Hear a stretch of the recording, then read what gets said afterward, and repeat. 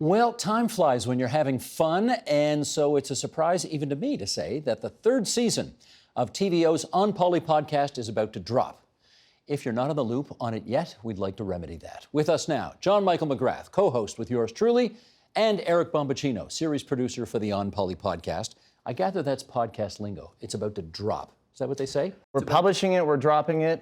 Publishing. It is available to be listened to on September 9th. Well, the good people watching this right now might want to know, given that this is the third season, what do we have that's new?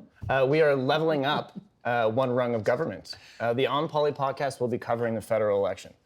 We've got lots of episodes that will air every week starting Monday until the election on the 21st. So September 9th, the first episode drops. Yeah. And then they drop every Monday after that. Indeed. Drops. Okay, I got to get used to this.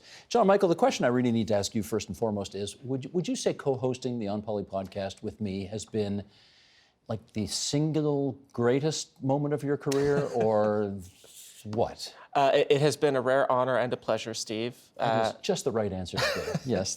But seriously, folks. No, but we have a lot of fun doing this, I think it's safe to say. We get to talk about stuff that we don't necessarily get to do on these shows, or that I don't get to do writing for the website. And it has been both educational and also a lot of fun. Amen to that. Amen. We're both kind of nerdy, but in different ways. Yes. Like I know a lot of arcane, dates and history and all that kind of stuff, and you're up till 2 a.m. reading the Planning Act every day. Well, sometimes other laws too, yes. Should we do a little clip here from the first episode that's going to drop on the 9th of September? Yeah, I need to set it up just a little bit. Do it, man. So every election, there's a bunch of negative political attack ads. And every year we ask, are these coarsening our discourse? This year we're not going to do that. We want to look at this new wave of third-party advertisers, advocacy groups. One of them is Ontario Proud, which we know from the previous election in this province. And they've turned themselves into Canada Proud. Now, this group shares memes online, videos, and they have a massive online footprint. Jeff Bowlingle is the guy who runs it. He's the guy that runs it. There are these groups on the left as well. North 99 is a big one. And Ontario Proud has larger engagement on Facebook than some of the biggest national media news outlets in this country, including National Post, Globe and Mail, so they're a big deal. Let's hear a snippet, shall we? Let's hear it. Sheldon, do it if you would. There's a lot less civilized dialogue among the different sides in our political debates. I regret that, and I wonder how much you think you have contributed to that state of affairs. Again, I think what's more dangerous is apathy. I think that's way worse. I'd rather people fighting and coming to conclusions and having ideas and caring than not. We need people paying attention to politics. Well, okay. And so, and if we're a bit shocking, and if we're a bit abrasive, and if we're a little bit loud, so be it. But we're a part of the political dialogue. Yes, they are. Fire away. We also have a live show October 6th. It will be at the Hot Docs Ted Rogers Cinema. On Bloor Street in downtown Toronto. Please come. These two gents will be live on stage. We shall. Is he going to be live on stage with us? No, you don't want to. No, I don't want him there. Good. Just you and me, JMM. Okay, I know what he does, right? Because we co-host this thing together. Yep. Eric William Bombacino, what exactly do you do? You know my middle name. Well, Stephen Hillel Pakin. I don't know if you're aware of this, but I've been a producer on your show for about 7 years now. I'm familiar with your work, And yes. slowly but surely, I think you've begrudgingly come to respect me. Perhaps. Let's not get carried away. Yeah, and on this podcast, I'm our series producer. I do a variety of tasks that are kind of boring to get into, but the one thing we do that I think is the most fun for all of us is every week we spend an hour in that cozy recording bunker.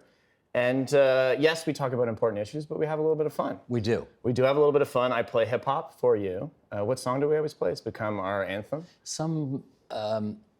Hip hop still is not exactly my thing, so I'm learning a lot about it. No, it's happened after 1957.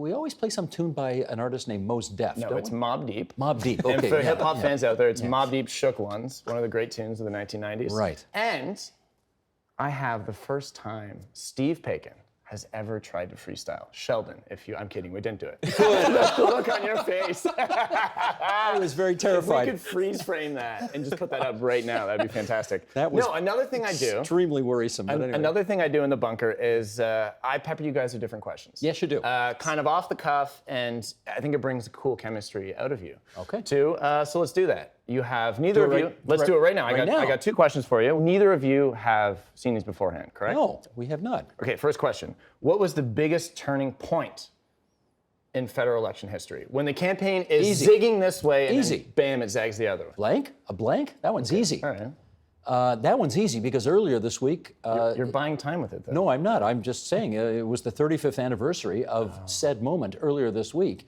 The biggest majority government in Canadian history on September 4th, which was, what day was that? That was Wednesday, 35th anniversary of Brian Mulroney's 211-seat majority government victory, biggest of all time. And the moment happened in that leaders' debate when Mr. Mulroney reared back and looked at John Turner, the Liberal leader, and said, "You had an option, sir. You could have said, no, this is not good for Canada."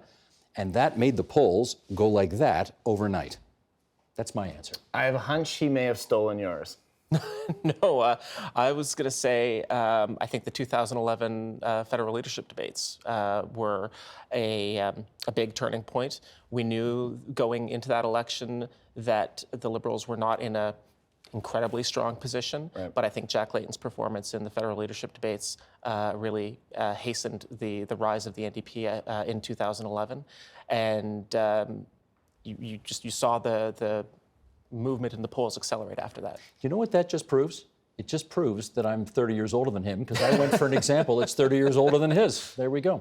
Do we have time for one more? Do we have Lorraine, do we have time for one more? One more, she says. Okay, Go one ahead.